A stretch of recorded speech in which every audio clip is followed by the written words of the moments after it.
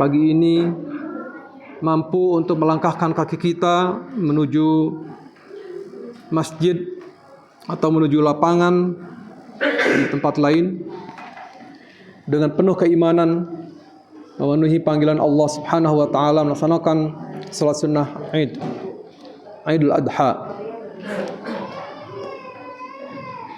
Di tengah-tengah kegembiraan kita ini tentu saja kita tidak lupa untuk senantiasa bersikap prihatin terhadap kondisi dunia pada hari ini dan bahkan juga kondisi tanah air kita. Maka oleh karenanya jangan pernah kita luput dari bersyukur.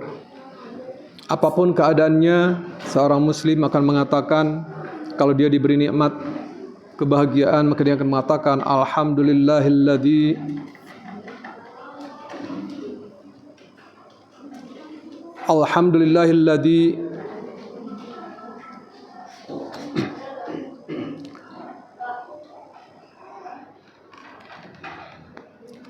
bersyukur bahwa apa yang telah disampaikan kepada kita oleh Allah Subhanahu wa taala berupa nikmat kebahagiaan adalah merupakan semata-mata karunia Allah Subhanahu wa taala. Alhamdulillahilladzi bi ni'matihi tatimmus shalihat. Itu kalau kita diberikan nikmat oleh Allah. Sebaliknya ketika diberikan musibah oleh Allah, kita juga cukup mengatakan sebagaimana yang Rasulullah ajarkan, alhamdulillahilladzi ala kulli hal. Segala puji bagi Allah atas semua keadaan. Jadi bagi seorang muslim, bagi seorang mukmin, tidak ada kata yang indah dari mulutnya kecuali puji-pujian kepada Allah Subhanahu wa taala. Tidak ada caci maki, tidak ada hal-hal yang mengeluarkan kata-kata negatif ya terhadap apapun keadaannya. Maka sekali lagi bersyukurlah bahwa kita masih diberi banyak kesempatan oleh Allah untuk memperbaiki diri melalui apa saja sarana ibadah yang telah ditetapkan oleh Allah dan Rasul-Nya. Salam dan salam semoga senantiasa dicurahkan pada junjungan kita Muhammad SAW yang telah mengantar kita dari kegelapan kepada cahaya, dari jahiliyah kepada hidayah, dari ketidaktahuan menjadi tahu. Hanya dengan disampaikannya Islam kepada kita sekalian melalui para penyambungnya, para penerusnya, yaitu al-ulama warasatul anbiya, para ulama yang menjadi pewaris para nabi, yang terus menyampaikan Islam kepada kita semua. Dan semua pesan yang disampaikan oleh para pelanjut perjuangan Nabi itu adalah semata-mata tauhid. Karena persoalan tauhid ini adalah persoalan yang sangat fundamental bagi kehidupan kita umat manusia. Allahu Akbar, Allahu Akbar, Allahu Akbar walillahil hamd. Kalau kita melihat atau kita memasuki kembali Dzulhijjah, maka pasti kita teringat kepada 4 tokoh, 4 manusia istimewa. Dan ini akan terus berulang-ulang diingatkan.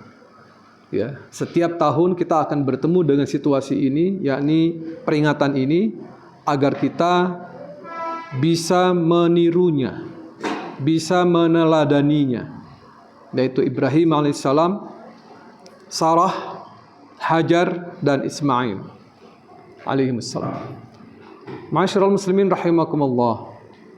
Tentu khatib juga mengingatkan pada kita semua dan tidak akan pernah bosan menyampaikan hal ini, bahwa kita juga adalah bagian dari apa yang disebut keluarga. Ya, ada ayah Ibrahim alaihissalam, ada istri atau ibu Sarah dan Hajar, dan kemudian ada anak Ismail. Keempat hal ini, keempat kelompok manusia ini, inilah yang akan mewarnai peradaban kita. Ma'asyiral muslimin rahimakumullah. Kalau kita melihat perkembangan akhir-akhir ini, maka kita harus selalu waspada. Terutama di akhir zaman. Di akhir zaman yang dikatakan Rasulullah adalah zaman penuh fitnah. Ya. Zaman di mana kadang-kadang logika kita tidak akan nyambung. Ya. Apa yang kita anggap wajar, yang tidak kita anggap tidak wajar menjadi wajar.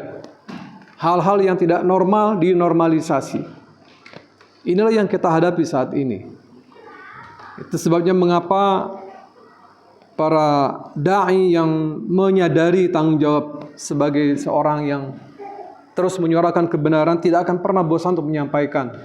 Jangan menormalkan hal-hal yang tidak normal. Jangan normalisasi hal-hal yang tidak normal, yang abnormal. Seperti apa? Banyak sekali contoh. Hari ini kita dihadapkan kepada yang harusnya menjadi Ismail kita. Ya. Itu anak-anak muda, remaja, bahkan mungkin masih usia-usia SD yang menormalkan gaya hidup LGBT. Kita mengenal istilah boti dan sebagainya. Meskipun mungkin awalnya adalah merupakan sebuah candaan, sebuah hanya main-main, hanya kata-kata biasa. Tapi ketika itu menjadi dinormalkan, maka dia menjadi gaya hidup. Dan gaya hidup ini betul-betul sudah merasuk ke seluruh rumah tangga kita. Ya, sekurang-kurangnya ketika dia melihat TikTok, melihat HP-nya, melalui TikTok-nya, melalui Instagram-nya, melalui apa saja, dia merasa nyaman dengan adanya hal-hal yang di luar kenormalan itu. Dia merasa, biasa-biasa ini anak muda, anak remaja, tidak ada masalah lah, biarlah berkembang seperti itu. Ini namanya normalisasi. Ya, ini namanya normalisasi. Membiasakan, menganggap lazim, menganggap biasa saja itu. Tidak ada masalah, nggak usah takut-takut amat. Gitu. Tetapi sebenarnya secara kita tidak sadari, ini adalah bagian dari propaganda kaum globalis. Kaum globalis inilah orang-orang yang ingin menguasai dunia dan memperbudak kita, umat Islam khususnya. Karena yang paling merasakan dampak ya dari penghancuran moral ini adalah ya umat Islam. Kalau orang lain mungkin dianggapnya biasa-biasa saja. Ya. Pada hakikatnya mereka sangat takut ketika kita umat Islam hidup secara benar, hidup sesuai dengan apa yang sudah Allah dan Rasul-Nya tentukan. Mereka sangat takut, dan itulah kekuatan kita. Ketika kita betul-betul melaksanakan ajaran Islam ini, ya, sebagaimana yang sering saya sampaikan dan saya tidak akan pernah bosan untuk mengulangnya. Firman Allah Subhanahu wa taala yang berbunyi, A'udzubillahi minasyaitonirrajim. Ya ayyuhalladzina amanu udkhulu fis-silmi kaffah wa la tattabi'u khutuwatis syaitan innahu lakum aduwwum mubin. Hai orang yang beriman, masuklah kamu ke dalam Islam secara utuh. Bukan separuh-separuh, bukan hanya ambil yang enak-enaknya saja. Ambillah Islam secara utuh, sepenuhnya, 100%. Bukan separuh-separuh. Bukan hanya mengambil bagian spiritualnya, ritualnya, meninggalkan bagian-bagian lainnya yang berkaitan dengan kehidupan kita di muka bumi ini. Dipisahkan itu. Sehingga kita sering mendengar istilah jangan bawa-bawa politik ke masjid. Jangan jangan campur adukan politik dengan Al-Quran. Al-Quran terlalu suci, sementara politik itu kotor. Ini propaganda yang sebenarnya menghancurkan kehidupan kita, menghancurkan eksistensi kita sebagai khalifatun fil ardh. Ma'asyiral muslimin rahimakumullah. Maka oleh karenanya melihat sejarah dari Nabi Ibrahim alaihissalam ini sebenarnya ini ingin menyegarkan kembali ingatan kita tentang 4 figur ini harus kompak dalam menghadapi kehidupan. Ya. Ayah, ibu, anak. Ya, 3 ya. Ayah, ibu dan anak. Ini harus betul-betul kompak dalam menghadapi kehidupan yang sekarang penuh tantangan. Tidak bisa kita, ya sudahlah, anak-anak biarlah mengikuti masanya, ntar juga dia berubah. Tidak ada kata-kata itu. Dalam Islam tidak ada kata-kata itu. Yang ada adalah pembentukan karakter itu sejak sekarang, sejak dini lagi, sejak masih dalam kandungan lagi sudah ada pembentukan karakter itu. Dan itu artinya peran ayah dan ibu harus betul-betul padu. Harus betul mengerti apa yang harus dimainkannya, peran yang harus dimainkannya dalam membentuk masyarakat yang baik itu. Ma'asyiral muslimin rahimakumullah. Mari kita contoh Ibrahim, Ismail, Hajar dan Sarah. Ibrahim mengajarkan kita tentang keteguhan dalam menjalankan perintah Allah, kesabaran dalam menjalankan perintah Allah. Teguh ketika di kanan kiri kita, depan belakang kita menormalkan hal-hal yang tidak baik, menormalkan hal-hal yang kita anggap remeh barangkali, dan kita teguh untuk melawannya, untuk kita berbeda dengan mereka. Karena memang seorang muslim itu diturunkan ke muka bumi ini untuk berbeda dengan yang lain. Kita ini minoritas. Secara keseluruhan di muka bumi ini, umat Islam itu sedikit. Dan sejarah selalu membuktikan bahwa minoritas Islam itu selalu membentuk peradaban. Dulu sebelum Islam menguasai dunia ini, ada peradaban Rom dan Persia. Ada yang namanya Timur dan Barat. Mereka betul-betul mewarnai dunia ini. Dan Islam muncul dari tengah-tengah padang pasir yang dianggap tidak manusia. Orangnya tidak disebut sebagai manusia oleh mereka berdua itu. Namun ketika ini muncul dengan konsekuensi dari keislaman mereka, yang jumlah tidak pernah banyak, mampu untuk memberikan alternatif peradaban baru. Mengalahkan dua raksasa ini dan muncul sebagai peradaban utama. Padahal minoritas. Jumlah kita di dunia ini hanya kurang lebih 2-3 miliar. Insya Allah kira-kira 10-20 tahun mendatang sudah mencapai 6 atau 7 miliar. Melihat perkembangan tren yang berlaku di barat sana, orang-orang pintar itu sudah mulai menyadari bahwa Islamlah alternatif satu-satunya yang bisa menjawab persoalan. Itu di barat. Di negara-negara yang sudah dianggap oleh kita sebagai negara modern dan maju. Kalau kita kembali ke timur, dan memang juga tidak lepas dari upaya mereka untuk menghancurkan, ya, karena timur itu selalu disebutnya sebagai Islam. Dan ketika disebut timur, maka di sana kemiskinan, kebodohan. Padahal di sana awal munculnya Islam itu dari timur. Ya. Ma'asyiral muslimin rahimakumullah. Maka ketika dua kekuatan yang sedang menguasai dunia saat itu, lalu Allah mengutus seorang rasul, ya, menjadi penguasa dunia, dan jumlahnya tidak pernah banyak,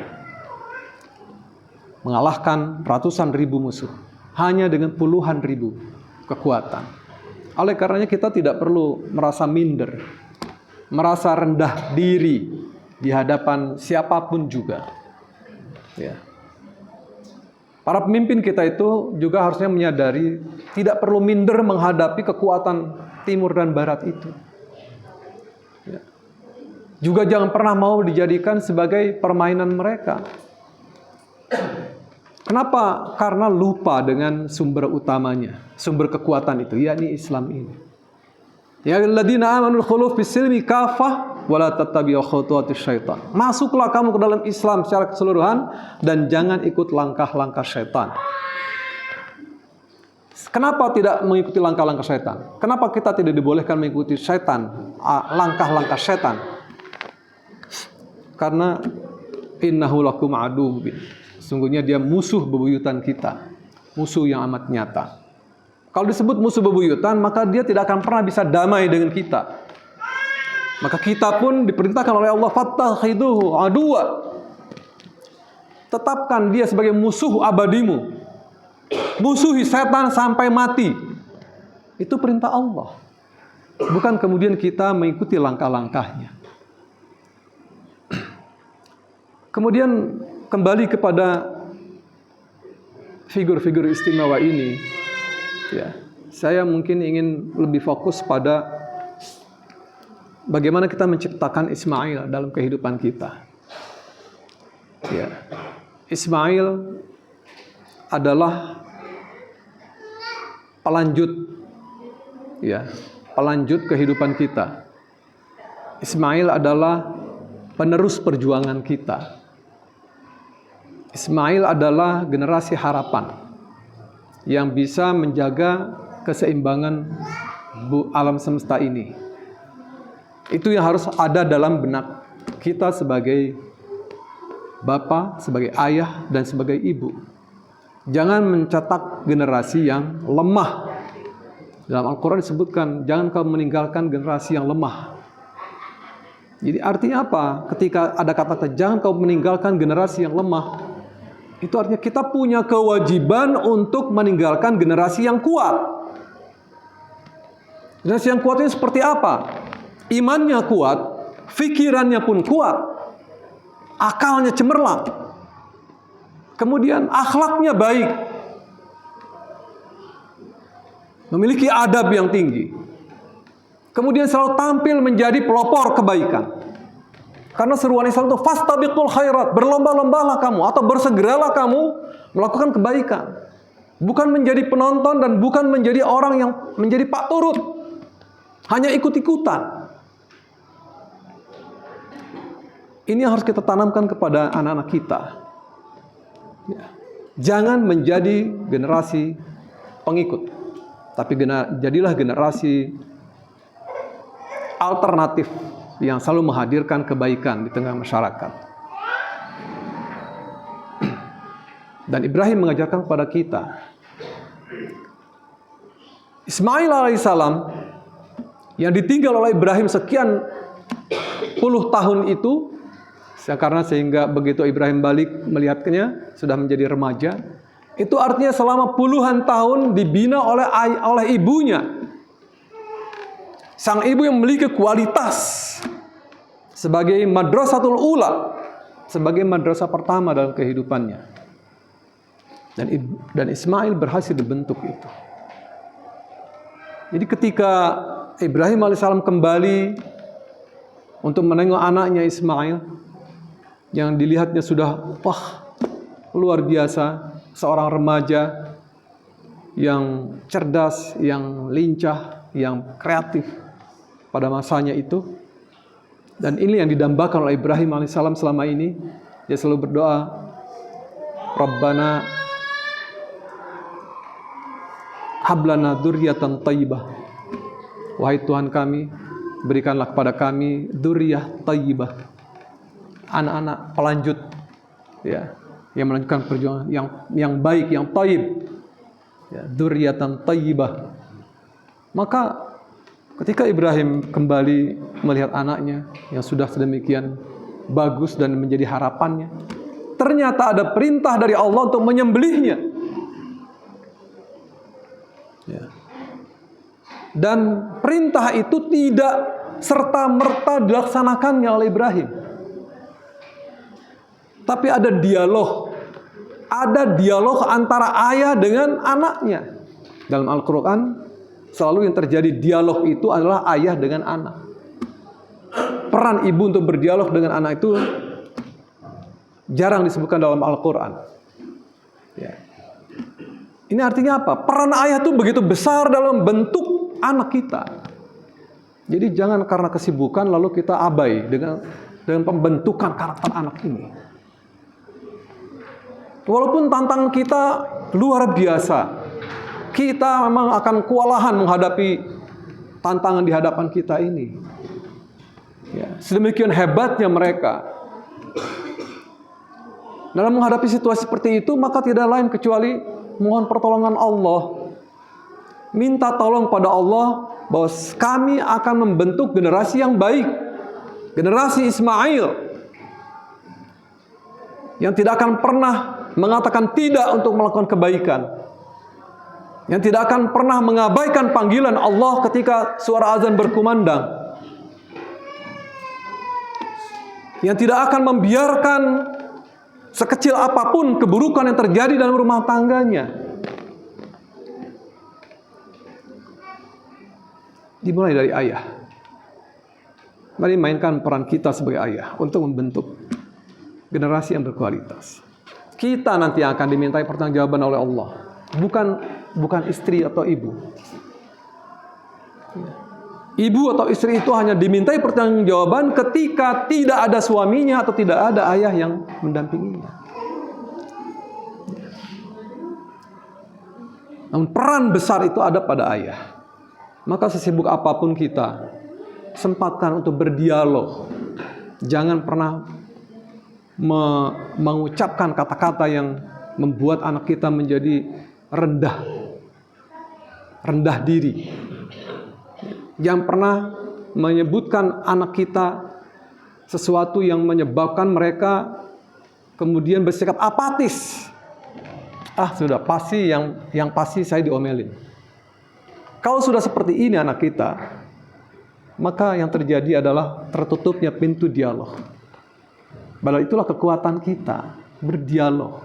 Jadi ketika Ibrahim menerima perintah itu, Ibrahim berkata kepada anaknya, wahai anakku.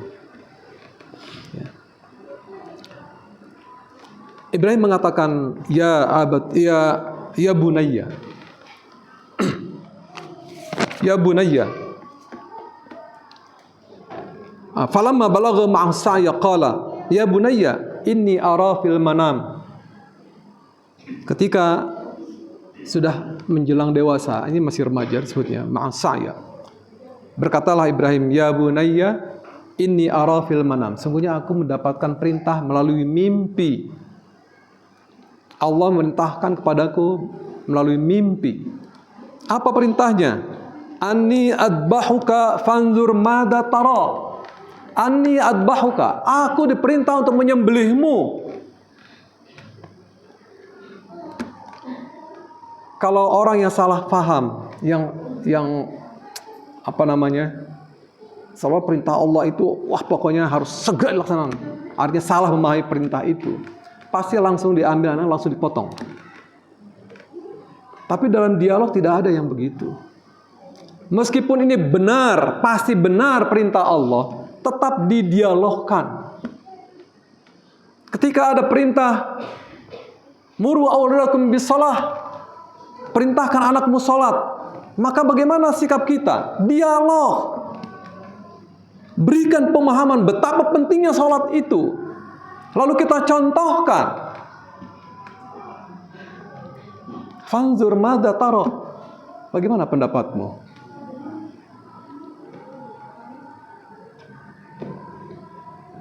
Maka seorang Ismail yang sudah dididik oleh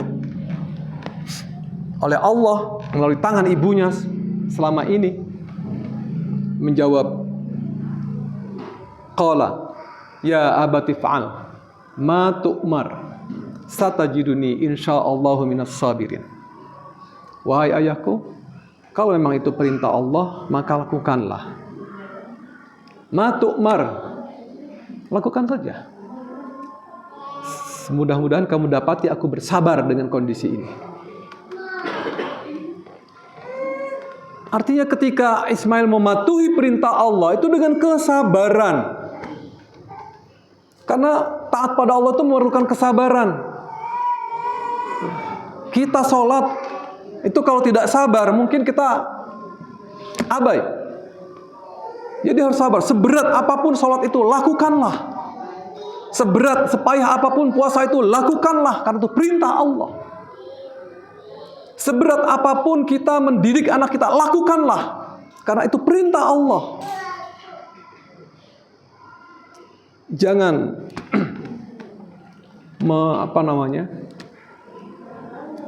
kita punya emosi, tapi terhadap anak kita jangan pernah melampiaskan emosi itu.